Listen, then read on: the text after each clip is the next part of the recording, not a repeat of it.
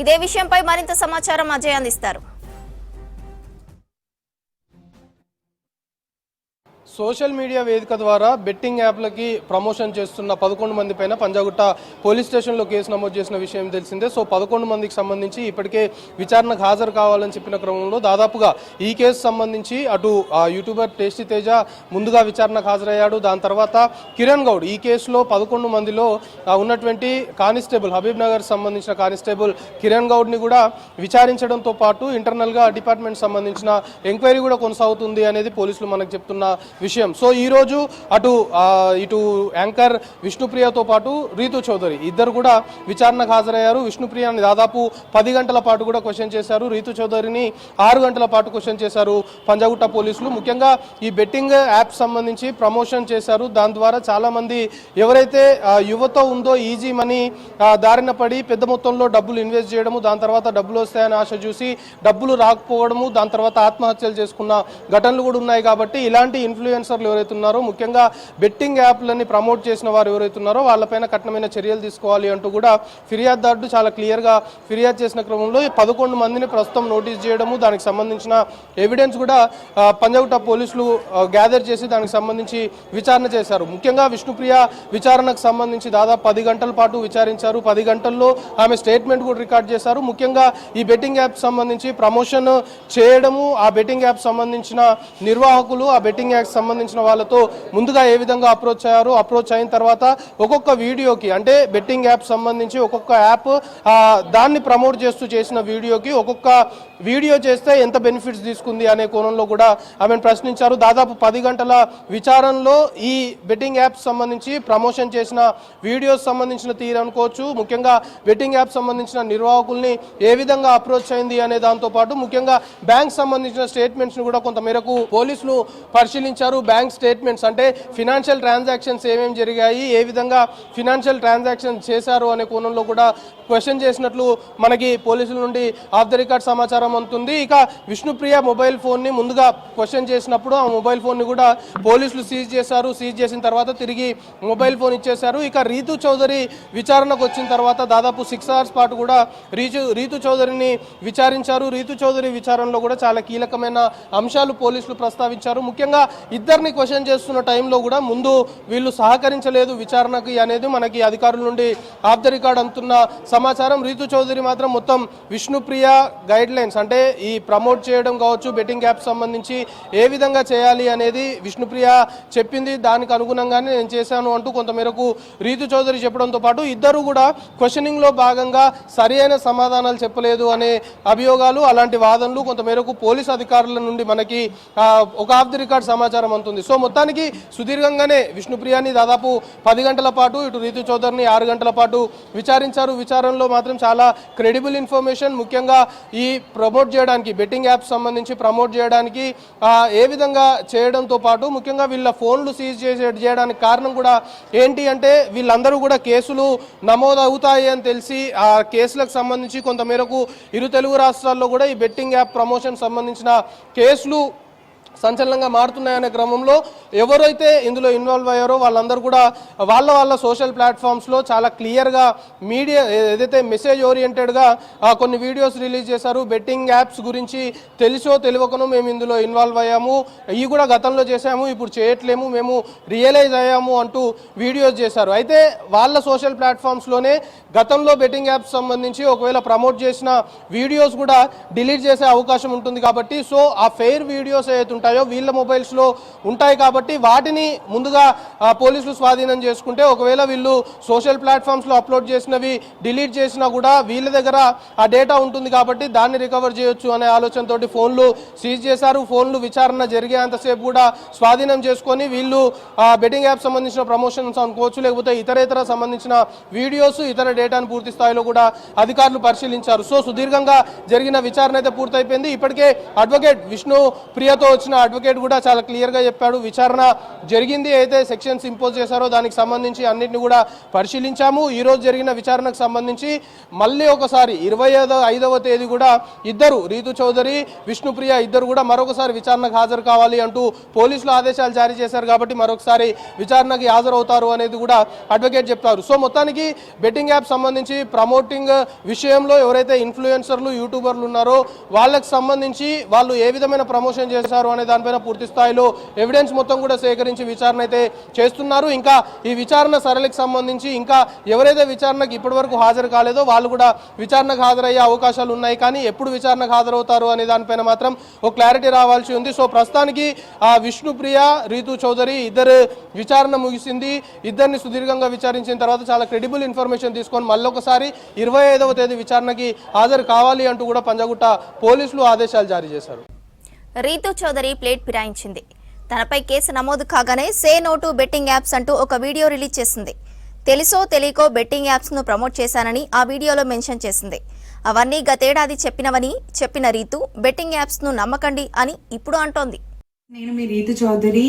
నేను ఈ వీడియో ఎందుకు చేస్తున్నాను అని అంటే, say no to betting apps. నేను ఒకప్పుడు almost like 1 year back or 1.5 year back recent గా అయితే నేను బెట్టింగ్ ని ప్రమోట్ చేయలేదు. బట్ అంతకు ముందు నేను ప్రమోట్ చేసినవి ఈ మధ్య వైరల్ అవుతున్నాయి. అండ్ తెలుసో తెలియకో చేసిన తప్పుని మీరందరూ క్షమిస్తారని కోరుకుంటున్నాను. అండ్ ప్లీజ్ దయచేసి ఏ బెట్టింగ్ యాప్స్ ని మీరు నమ్మకండి, ఏ బెట్టింగ్ ప్రమోషన్స్ ని నమ్మకండి. ఏ సెలబ్రిటీస్ చేసినా కూడా, ఇన్ఫ్లుయెన్సర్స్ అండ్ యూట్యూబర్స్ చేసినవి కూడా ప్లీజ్ దయచేసి నమ్మకండి. ఇప్పుడే మీ ఫోన్ లో ఏదైనా బెట్టింగ్ యాప్స్ ఏదైనా ఉంటే ప్లీజ్ డిలీట్ చేసుకోండి. ఈ అవేర్నెస్ అందరికి, మీకు తెలిసిన వాళ్ళకి కూడా ప్లీజ్ తెలియచేయండి. Say no to the betting apps. Betting apps వ్యవహారంపై నటుడు ప్రకాష్ రాజ్ స్పందించారు. 2016లో ఆ యాడ్ను చేశానని చెప్పిన ప్రకాష్ రాజ్ అది తప్పని కొద్ది నెలల్లోనే తెలుసుకున్నానన్నారు. కంపెనీ వాళ్ళు 2017లో ఒప్పందం పొడిగిస్తామని అడిగారని, ఆ యాడ్ను ప్రసారం చేయవద్దని కోరినట్లు ప్రకాష్ రాజ్ తెలిపారు.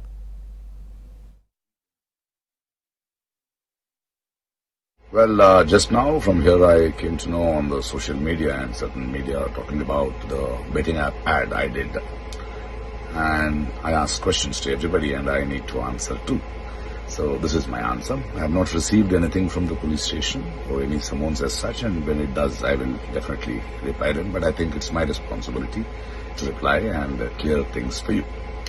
In 2016 June, Jangli Rummy people had approached me for a gaming app ad and I did do it. But within few months my conscience, it may be legal but I thought it was not right, and but I couldn't do anything because I had done it, and so I let it go. It was for a year's contract, and immediately when they wanted to renew it, I said no, my conscience doesn't accept it, I don't want to continue. So this happened around 8-9 years back, and since then I have not done any ads which promote online gambling. And now in 2021 too, after this company must have sold to somebody else, and when they had put these snippets in few social media, we did send them a notice and email and said, look, I have said no, I am not part of it, and you can't illegally use what has expired, and they stopped after that. And this is my reply to all those people. Yes, I did it 8 years back, but after that I have taken a conscious decision not to promote betting apps. And here I say to all youngsters, don't be a victim to such gambling because it ruins lives. Say no. Betting apps కు రానా దగ్గుపాటి ప్రచారంపై రానా PR team స్పందించి press note release చేసింది. రానా చేసిన ప్రకటన 2017లో ముగిసిందని వివరించారు. Online నైపుణ్యం ఆధారిత గేమ్లను చట్టబద్ధంగా అనుమతించిన వాటికే రానా ఆమోదం తెలిపినట్లు చెప్పారు. ఈ గేమ్లు అవకాశం మీద కాకుండా నైపుణ్యం మీద ఆధారపడి ఉన్నాయని, అందువల్ల చట్టబద్ధంగా అనుమతించబడతాయని కోర్టు తీర్పు ఇచ్చినట్లు ప్రకటనలో పేర్కొన్నారు. బెట్టింగ్ యాప్స్ కు విజయ్ దేవరకొండ ప్రచారం చేశారని పలు మీడియాల్లో ప్రసారమవుతున్న నేపథ్యంలో ఆయన పీఆర్ టీం క్లారిటీ ఇచ్చింది. స్కిల్ బేస్డ్ గేమ్స్ కు మాత్రమే విజయ్ దేవరకొండ ప్రచారం చేశాడని, ఆ కంపెనీలు చట్ట ప్రకారమే నిర్వహిస్తున్నాయని విజయ్ టీం తెలిపింది. ఆన్లైన్ స్కిల్ బేస్డ్ గేమ్స్ అనుమతి ఉన్న ప్రాంతాలకు మాత్రమే విజయ్ దేవరకొండ ప్రచారకర్తగా పరిమితమయ్యారని వివరించింది. విజయ్ దేవరకొండ ఏ యాడ్ చేసినా, ఏ కంపెనీకి ప్రచారకర్తగా ఉన్నా ఆ కంపెనీని లీగల్ గా నిర్వహిస్తున్నారా లేదా అనేది ఆయన టీం క్షుణ్ణంగా పరిశీలిస్తుందన్నారు. ఆ కంపెనీ లేదా ప్రోడక్టుకు చట్ట ప్రకారం అనుమతి ఉందని వెల్లడైన తర్వాతే విజయ్ ఆ యాడ్కు ప్రచారకర్తగా ఉంటారని తెలిపారు. అలాంటి అనుమతి ఉన్న A23 అనే సంస్థకు బ్రాండ్ అంబాసిడర్గా పనిచేశారని అన్నారు. A23 కంపెనీతో విజయ్ దేవరకొండ ఒప్పందం గతేడాది ముగిసిందని, ఇప్పుడు ఆ సంస్థతో విజయ్కి ఎలాంటి సంబంధం లేదని తెలిపారు. పలు మీడియాలో ప్రసారం అవుతున్న వార్తల్లో ఎలాంటి నిజం లేదని చెప్పిన విజయ్ PR టీం ఇల్లీగల్ గా పనిచేస్తున్న ఏ సంస్థకు విజయ్ ప్రచారకర్తగా వ్యవహరించలేదని తెలిపారు. బెట్టింగ్ యాప్స్ కు హీరో విజయ్ దేవరకొండ ప్రచారం చేశాడని పలు మీడియాలో ప్రసారం అవుతున్న నేపథ్యంలో ఆయన PR టీం క్లారిటీ ఇచ్చింది. స్కిల్ బేస్డ్ గేమ్స్ కు మాత్రమే విజయ్ దేవరకొండ ప్రచారం చేశాడని, ఆ కంపెనీలు చట్ట ప్రకారమే నిర్వహిస్తున్నాయని విజయ్ టీం తెలిపింది. ఆన్లైన్ స్కిల్ బేస్డ్ గేమ్స్ అనుమతి ఉన్న ప్రాంతాలకు మాత్రమే విజయ్ దేవరకొండ ప్రచారకర్తగా పరిమితమయ్యారని వివరించింది. విశ్వసుందరి పోటీలకు భాగ్యనగరం అపూర్వ స్థాయిలో ఆతిథ్యం ఇవ్వబోతోంది. ఇందుకు సంబంధించిన భారీ ఏర్పాట్లు చేస్తున్నట్లు ప్రకటించింది రాష్ట్ర ప్రభుత్వం. మే 7న గచ్చిబౌలి స్టేడియంలో ప్రారంభం కానున్న మిస్ వరల్డ్ పోటీలు 31వ తేదీన హైటెక్స్ లో ఫైనల్స్ జరగనున్నాయి. అయితే ఈ పోటీల్లో ఏ దేశాలు పాల్గొంటున్నాయి, ఆ రాష్ట్ర ప్రభుత్వం ప్రతిష్టాత్మకంగా తీసుకున్న ఈ పోటీల వల్ల తెలంగాణకి ఉపయోగం ఏంటి? Let's watch the story.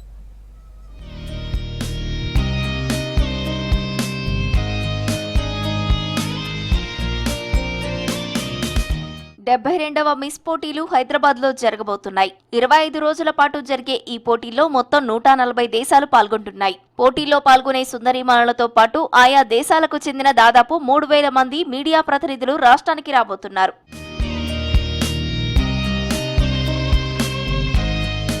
ఇప్పటికే హైదరాబాద్ కి వచ్చిన మిస్ వరల్డ్ క్రిస్టినా పిచ్కోవా ఇండియా తనకెంతో నచ్చిందంది. వివిధ మతాలు, విభిన్న సంస్కృతులన్నీ ఒకే దగ్గర కలిసి ఉండటం గొప్ప విషయమన్నారు. తెలంగాణలోని టెంపుల్స్ ని సందర్శించానన్న క్రిస్టినా విలువలంటే ఏంటో తెలుసుకున్నానంది. ఆయా సంస్కృతులు, విభిన్న భాషలు, జాతులు ఒకే దగ్గర ఉండటం భారత్ కి బలమన్నారు. మిస్ వరల్డ్ లో పాల్గొనే ఆయా దేశాలకు చెందిన వాళ్ళవి కూడా విభిన్న భాషలు, జాతులు అయినా తమ లక్ష్యం మాత్రం ఒక్కటేనంది. మహిళా సాధికారత కోసమే కృషి చేస్తున్నట్లు తెలిపింది.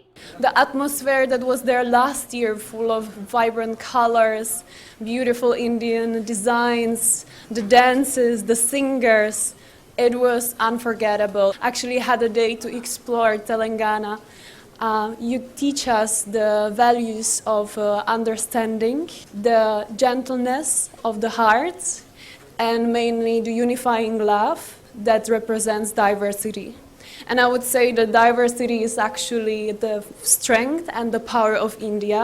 It's the sense of unity that connects all of it, and the whole world can learn from that. Best festival that celebrates the women empowerment purpose to the world.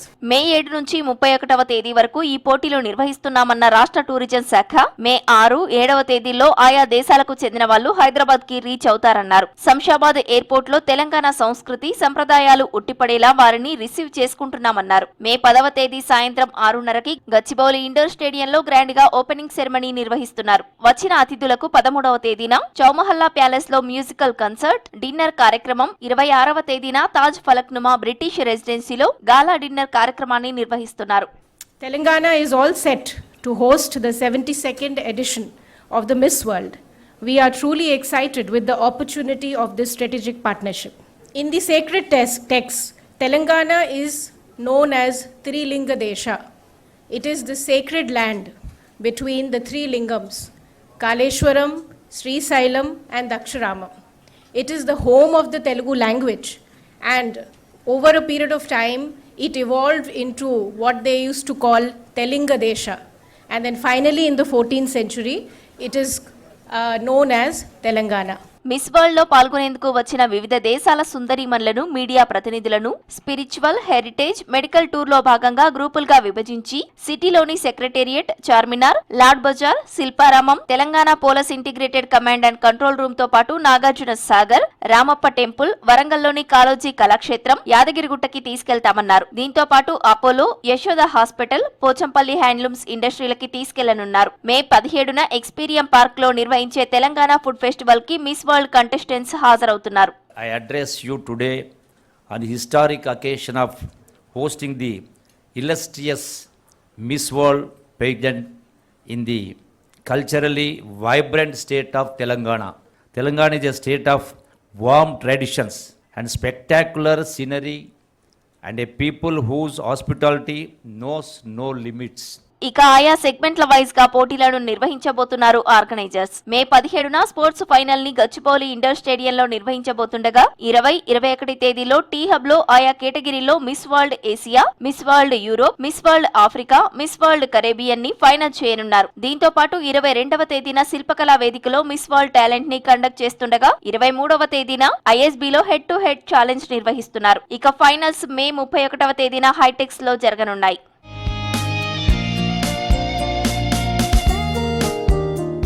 Telangana బ్యూటీని ప్రపంచానికి తెలియజేసేందుకు ఇదొక చక్కటి వేదిక అవుతుందన్నారు మంత్రి జూపల్లి కృష్ణారావు. కొంతమంది మిడిమిడి జ్ఞానంతో మిస్ వరల్డ్ పై బురద జల్లే ప్రయత్నం చేస్తున్నారని, ఈ ఈవెంట్ కోసం కేవలం 54 కోట్ల రూపాయలు మాత్రమే ఖర్చు అవుతుందన్నారు. ఇందులో 50% మిస్ వరల్డ్ లిమిటెడ్ సంస్థ, మిగతా 50% రాష్ట్ర టూరిజం శాఖ పెట్టుకుంటున్నట్లు తెలిపారు. 25 కోట్ల రూపాయల్లో కేవలం 5 కోట్లు మాత్రమే అగ్రిమెంట్ కోసం పే చేశానన్న మంత్రి, మిగిలిన డబ్బులన్నీ స్పాన్సర్ల ద్వారా తీసుకొస్తామన్నారు. స్పాన్సర్షిప్ల ద్వారా 2-3 రెట్లు ఎక్కువగా డబ్బు టూరిజం శాఖకు వచ్చే అవకాశం కూడా ఉందని, ఈవెంట్ వల్ల పెట్టుబడులతో పాటు తెలంగాణ బ్రాండ్ వాల్యూ మరింత పెరుగుతుందన్నారు. Purpose itself is attracting the tourists across the globe, both national, international. Thereby దాని ద్వారా రాష్ట్ర ఆదాయాన్ని పెంచడము, దాంతోపాటుగా ప్రపంచ దేశాల నుంచి పాశ్చాత్య దేశం ఇక్కడికి రప్పించడం మూలన మన కళలు, మన సంస్కృతి, మన సాంప్రదాయాలు చూసిన తర్వాత వాళ్ళలో కూడా కొంత మార్పు రావచ్చు, వాళ్ళు కూడా ఇటువంటి డైవర్ట్ కావచ్చు. అంటే ఒక లక్ష్యం, అందుకని ఒక లక్ష్యం ఉండాలి. ఆల్వేస్ నెగటివ్ మైండ్తో కాదు, పాజిటివ్ మైండ్తో పోవాలి. రేవంత్ రెడ్డి ఆలోచనల వల్ల వచ్చిన ఈ మిస్ వరల్డ్ పోటీలు అంగరంగ వైభవంగా నిర్వహించి తెలంగాణని ప్రపంచవ్యాప్తంగా ప్రమోట్ చేయనున్నారు.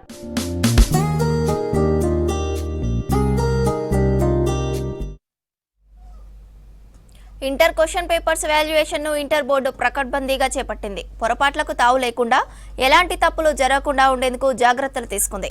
గతానికి భిన్నంగా నిఘా నీడలో ఈసారి ప్రశ్నపత్రాల వాల్యుయేషన్ జరుగుతోంది.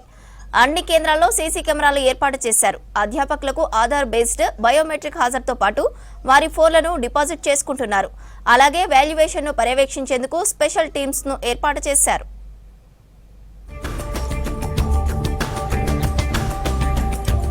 ఇంటర్ పరీక్షల వాల్యుయేషన్ కొనసాగుతోంది. ఈ నెల 10 నుంచే ప్రారంభించారు. 10న సంస్కృతం ప్రారంభం కాగా, ఈ నెల 22న మెయిన్ సబ్జెక్టుల వాల్యుయేషన్ ప్రారంభం కాగా, ఏప్రిల్ 10 నాటికి పూర్తి చేయనున్నారు. రాష్ట్ర వ్యాప్తంగా మొత్తం 19 వాల్యుయేషన్ క్యాంపస్లను ఏర్పాటు చేశారు. అన్ని కేంద్రాల్లోనూ ఎండలను దృష్టిలో పెట్టుకుని ఏర్పాట్లను చేశారు. తాగునీరు, చల్లదనం ఉండేలా వసతులు కల్పించారు. వాల్యుయేషన్ క్యాంపస్లో ఎలాంటి పొరపాట్లు లేకుండా అధికారులు గట్టి చర్యలు చేపట్టారు. గతంలో లేని విధంగా వాల్యుయేషన్ సెంటర్లలో 10-15 కెమెరాలను బిగించి వాటిని హైదరాబాద్లోని ఇంటర్ బోర్డు కార్యాలయంలో ఉన్న కమాండ్ కంట్రోల్ సెంటర్కు కనెక్ట్ చేస్తున్నారు. ఇక్కడ సిబ్బంది, అధికారులు వాల్యుయేషన్ ఎప్పటికప్పుడు పరిశీలించనున్నారు. వాల్యుయేషన్ ఆల్రెడీ సాంస్క్రిట్ మొదలే చేశాము. 10వ తారీఖు నుంచి సాంస్క్రిట్ క్యాంప్స్లలో మొదలైపోయాయి. ఇయర్ ఇంకో 2 క్యాంపులు పెంచాము, ఒకటి వరంగల్లో, ఇంకొకటి మెదక్లో. సో దాంతో 19 క్యాంపులు కూడా పేపర్ వాల్యుయేషన్ మొదలవుతుంది. లెక్చరర్స్ ఎవరైతే వాళ్ళే వాల్యుయేషన్కి వస్తున్నారో వాళ్ళ ఆర్డర్స్ ఆల్రెడీ డిస్పాచ్ చేసేసాము అందరికీ. Like Telugu, Hindi, Sanskrit and also Arabic, vocational క్యాంపులో ఉన్న లెక్చరర్స్ కూడా మేము ఆర్డర్స్ ఇవ్వడం జరిగింది. ఈ క్యాంప్ రేపటి నుంచి ఫుల్ ఫ్లెడ్జ్గా అవుతుంది అనమాట. ఎగ్జామినర్స్కి ఇబ్బంది కాకుండా ఇన్ఫ్రాస్ట్రక్చర్ ఫెసిలిటీస్ అన్ని ప్రొవైడ్ చేయడం జరిగింది. సీసీ కెమెరాలతో పాటు మరిన్ని భద్రతా చర్యలు చేపట్టారు అధికారులు. వాల్యుయేషన్ కేంద్రాల్లో పొరపాట్లకు తావు లేకుండా లెక్చరర్లకు ఆధార్ బేస్ అటెండెన్స్ ను అమలు చేస్తున్నారు. అలాగే అధ్యాపకులు కేంద్రానికి రాగానే వాళ్ళ ఫోన్లను చీఫ్ ఎగ్జామినర్ దగ్గర డిపాజిట్ చేయిస్తున్నారు. గతంలో వాల్యుయేషన్ సందర్భంగా లెక్చరర్లు ఫోన్లు మాట్లాడుతూ వాల్యుయేషన్ చేస్తున్నారన్న ఆరోపణలతో ఈ చర్యలు చేపట్టారు. తద్వారా కాలయాపన లేకుండా వాల్యుయేషన్ తొందరగా పూర్తి చేసే అవకాశం ఉంటుందని భావిస్తున్నారు. దీనికి తోడు వాల్యుయేషన్ పరిశీలన కోసం ప్రత్యేక బృందాలను ఏర్పాటు చేస్తున్నారు. ఇంటర్ బోర్డు కార్యాలయం నుంచి బృందాలను స్పాట్ వాల్యుయేషన్ కేంద్రాలకు పంపిస్తున్నారు. ఈ బృందం మూల్యాంకనం జరుగుతున్న తీరు, లోటుపాట్లను పరిశీలిస్తూ ఏమైనా పొరపాట్లు జరుగుతున్నాయా అన్నది పరిశీలిస్తారు. ఏదైనా ఉంటే వెంటనే సరిచేసేలా ఉన్నత అధికారులకు నివేదిస్తారు. వాళ్ళు మార్నింగ్ ఏదైతే వస్తారో 10 గంటల నుంచి 5 గంటల వరకు క్యాంప్ నిర్వర్తించాలి. కాబట్టి వచ్చిన తర్వాత ఒక సిస్టమాటిక్ వేలో వాళ్ళ ఫోన్లన్నీ కూడా వాళ్ళ సీఈల దగ్గర డిపాజిట్ చేయడము, తర్వాత పని మొదలు పెట్టడము. వాల్యుయేషన్ అనేది ఒక పిల్లోడి లైఫ్. మిస్టేక్స్ రాకుండా చేయడానికి వాళ్ళ ఫోన్స్ అన్నీ కూడా డిపాజిట్ చేయాలి. ఏదైనా ఎమర్జెన్సీ కాల్స్ వస్తే కూడా వాళ్ళు బయటికి వెళ్ళి మాట్లాడుకోవచ్చు.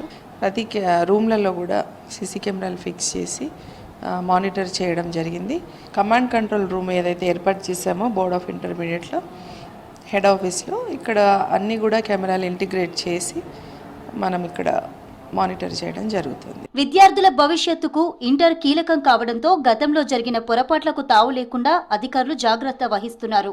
సీసీ కెమెరాల ఏర్పాటు, ప్రత్యేక బృందాలతో పర్యవేక్షణ వంటివి చేపట్టారు. తద్వారా చిన్న తప్పు కూడా జరగవని భావిస్తున్నారు.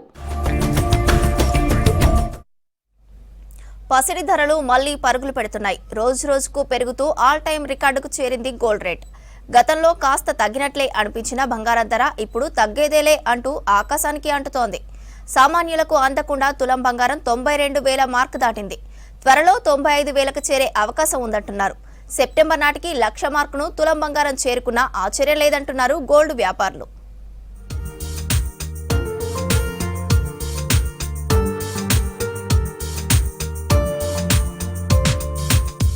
ప్రపంచవ్యాప్తంగా బంగారం, వెండికి ఎప్పుడూ డిమాండ్ ఉంటుంది. అయితే రేట్లు ఒక్కోసారి తగ్గితే మరికొన్నిసార్లు పెరుగుతూ వస్తుంటాయి. వాస్తవానికి అంతర్జాతీయంగా జరుగుతున్న పరిణామాల ప్రకారం ధరల్లో ఎప్పటికప్పుడు మార్పులు చేర్పులు జరుగుతుంటాయి. ఈ మధ్యకాలంలో బంగారం పెరగడం తప్ప తగ్గడం తెలీదు అనేలా ఆల్ టైమ్ రికార్డు ధరలకు టచ్ అయింది.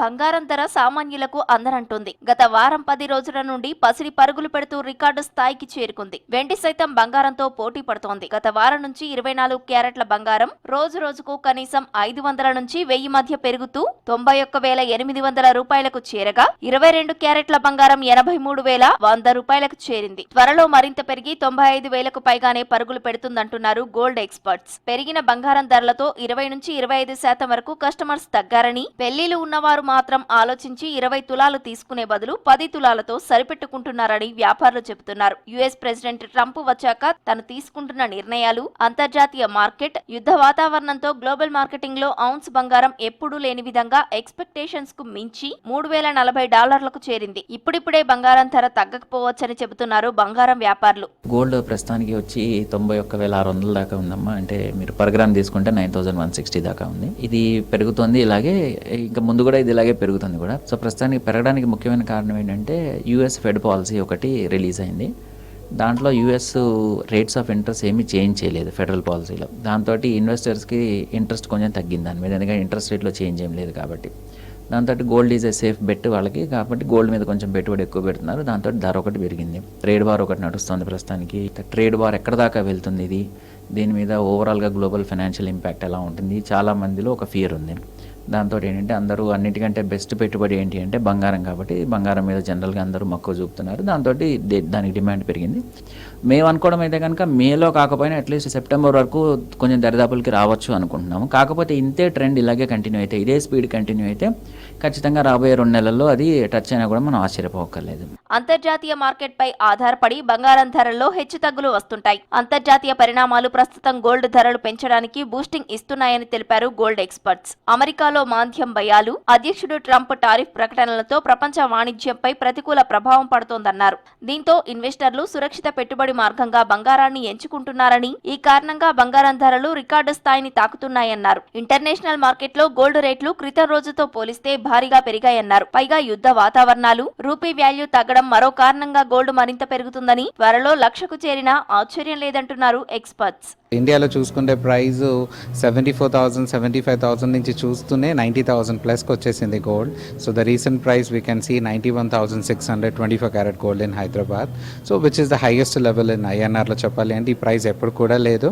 అండ్ ఈ బుల్ రన్ కూడా మోర్ పాజిటివ్గా ఉంది. సో చాలామంది ఇన్వెస్టర్స్ ఏం చేస్తున్నారు, వాళ్ళు పార్క్ చేసిన the safe things are the moving to gold. So metal concession కూడా చూస్తే లాస్ట్ 3 monthsలో you see many banks and many institutions have started pulling up gold. So this says clearly that people are moving the gold as in safe haven, approximately 97,000, 98,000. So I don't think it's much far. త్వరలోనే చూడబోతున్నాం. Something growth what you are seeing is for a long term. And to market scenario, this is not an artificial growth, there is a reason behind the growth. So రాబోయే రోజుల్లో కూడా metal అనేది ఒక positive ఉండవచ్చు. So it's good time to people to buy అని చెప్పవచ్చు అండి. బంగారం ధరలు బగ్గుమంటుండడంతో బాబోయ్ బంగారం అనే రోజులు వచ్చాయి. పైగా తులం బంగారం ధర త్వరలో 1,00,000కు చేరువవుతుండటంతో సామాన్యులు కంగారు పడుతున్నారు.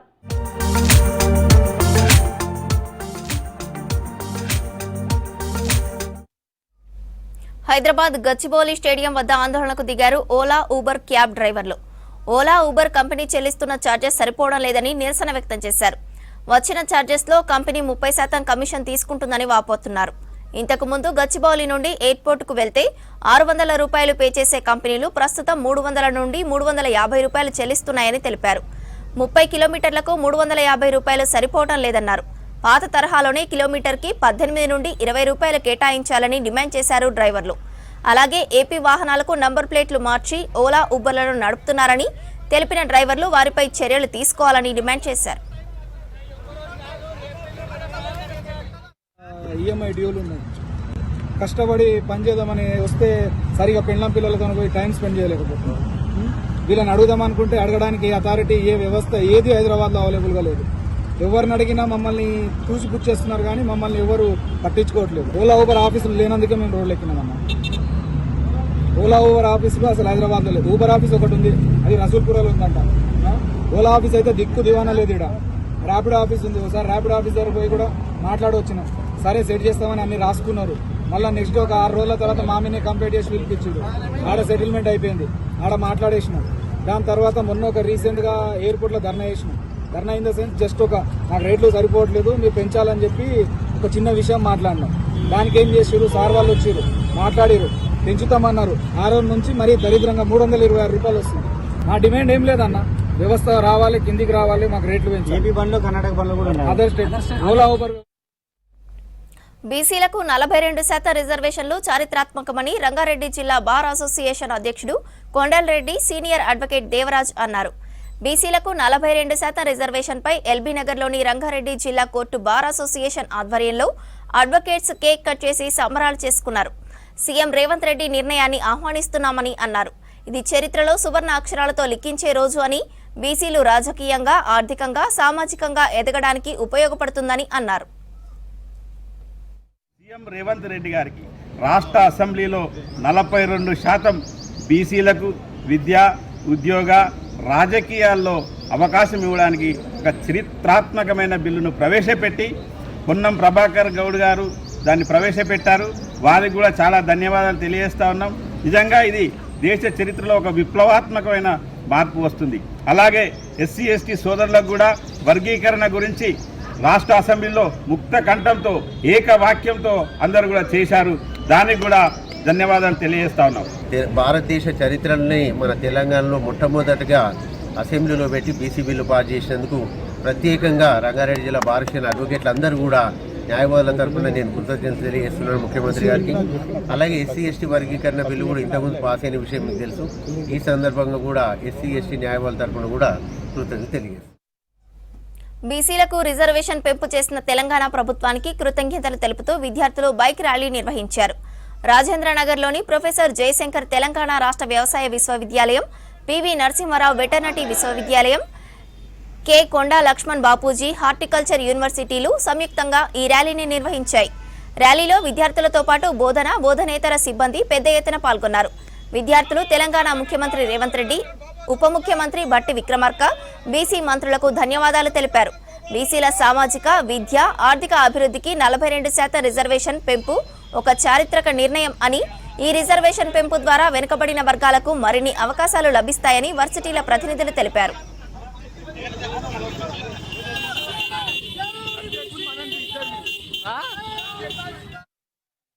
వచ్చిన అన్నది కాలంలోనే బీసీ కులగణన చేపట్టి బీసీల జనాభా లెక్కను తేల్చి బీసీల రిజర్వేషన్ను 42% పెంచి గత 2 రోజుల కిందట అసెంబ్లీలో బీసీ రిజర్వేషన్ పెంపుకు సంబంధించి ఆమోదాన్ని ఇవ్వడం జరిగింది. ఈ బీసీ ఆమోదం 42% పెంచి దీన్ని పార్లమెంటుకు పెంచే యోచనలో ప్రభుత్వం ఉంది. సో ఈ బీసీ రిజర్వేషన్ పెంచినందుకు గాను ప్రొఫెసర్ జయశంకర్ తెలంగాణ యూనివర్సిటీ, కొండా లక్ష్మణ్ బాపూజీ హార్టికల్చర్ యూనివర్సిటీ, అదేవిధంగా పివి నరసింహారావు వెటర్నరీ యూనివర్సిటీ యొక్క విద్యార్థులు, నాన్ టీచింగ్, టీచింగ్ స్టాఫ్ ఆధ్వర్యంలో రేవంత్ రెడ్డి నేతృత్వంలోని ప్రభుత్వానికి ధన్యవాదాలు తెలపడం కోసం ఈరోజు ఉదయం 10:30కు ర్యాలీగా వెటర్నరీ యూనివర్సిటీ నుంచి అగ్రికల్చర్ యూనివర్సిటీలో ఉన్న జయశంకర్ స్టాచ్యూ వరకు ర్యాలీని నిర్వహించి జయశంకర్ సార్కి నివాళులు అర్పించి ఈ ర్యాలీ నిర్వహించడం జరిగింది. సో ఈ రిజర్వేషన్ పెంపుదలతో పాటు ఈ రిజర్వేషన్ పెంపుదలకు సహకరించిన ప్రభుత్వంతో పాటు వివిధ రాజకీయ పక్షాలకు కూడా మేము ధన్యవాదాలు తెలుపుకుంటున్నాం బీసీ సంఘాల తరపు నుంచి. సో ఈ అసెంబ్లీలో అమలుపరిచిన చట్టము ఇదే స్ఫూర్తితోటి అన్ని రాజకీయ నాయకుల అండదండలతో పార్లమెంట్లో కూడా అన్ని రాజకీయ పక్షాలు ఏకగ్రీవంగా ఆమోదింపజేసి బీసీ రిజర్వేషన్ పెంపుకు చట్టరూపం వస్తే నిజమైన ఫలాలు బీసీలకు అందుతాయి. కాబట్టి ఈ ప్రాసెస్ త్వరగా చేసి దీనికి చట్టరూపం దాల్చే విధంగా అన్ని రకాల రాజకీయ పార్టీలు బీసీ సంఘాలు